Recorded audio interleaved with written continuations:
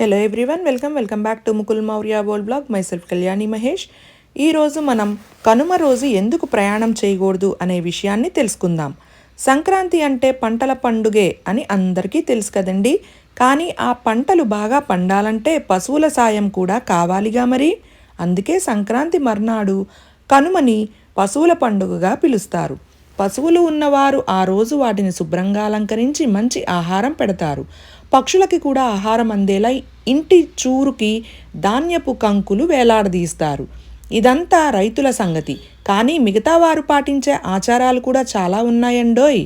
సంక్రాంతితో ఉత్తరాయణం మొదలవుతుంది. ఈ ఉత్తరాయణంతోనే భూమి తిరిగే దిశ మారుతుంది. దేవతలకు ఉత్తరాయణం పగటి కాలమని, ఇది వారికి చాలా ఇష్టమైన సమయమని చెబుతారు. అందుకే దీన్ని ఉత్తరాయణ పుణ్యకాలమని పిలుస్తారు. ఈ రోజున చనిపోయిన పెద్దలు బయటకు వస్తారని, వారిని తలుచుకుంటూ ప్రసాదాలు పెట్టాలని ఓ ఆచారం. కనుమ రోజు అటు పెద్దలకి ప్రసాదం పెట్టేందుకు, ఇటు ఇంట్లో వారు కడుపు నిండా తినేందుకు కొన్ని సాంప్రదాయాల్లో మాంసాహారాన్ని వండుకుంటారు. మాంసం తినని వారికి దాంతో సమానమైన పోషకాలను ఇచ్చేవి మినుములు.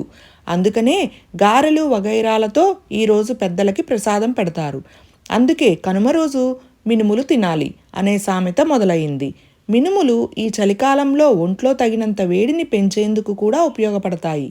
కనుమ రోజు పెద్దల కోసం విందు భోజనం తయారు చేయడమే కాదు, దాన్ని అందరూ కలిసి తినాలని నియమం కూడా ఉంది. అందుకే అక్కా చెల్లెళ్ళు అల్లుళ్లతో కలిసి ఈ కనుమ వేడుకని చేసుకుంటారు. పొద్దున్నే పశువులని పూజించుకోవడం, మధ్యాహ్నం పితృదేవతలకు ప్రసాదాలు పెట్టి సుష్టుగా భోజనం చేయడం అంతా కలిసి చేస్తారు. కొన్ని పల్లెటూర్లలో కనుమ రోజు పొంగళ్ళు వండటం, బలి ఇవ్వడం లాంటి కార్యక్రమాలు కూడా జరుగుతాయి. అందుకే తెలుగువారికి సంక్రాంతి అంటే కేవలం ఒక్కరోజు పండుగ కాదు, భోగి, సంక్రాంతి, కనుమలు కలిసిన 3 రోజుల పండుగ.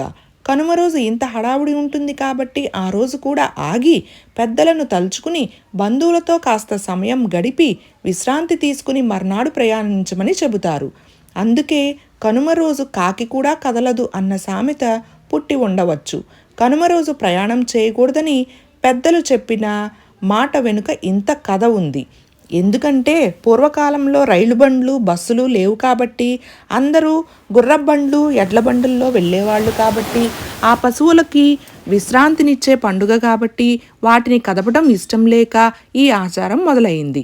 అత్యవసరమైతే తప్ప ఆ మాట దాటకూడదని, ఒకవేళ కాదు కూడదంటూ కనుమ రోజు ప్రయాణం చేస్తే ఆటంకాలు తప్పవని అంటారు. సర్వేజన సుఖినో భవంతు. Like, share and subscribe.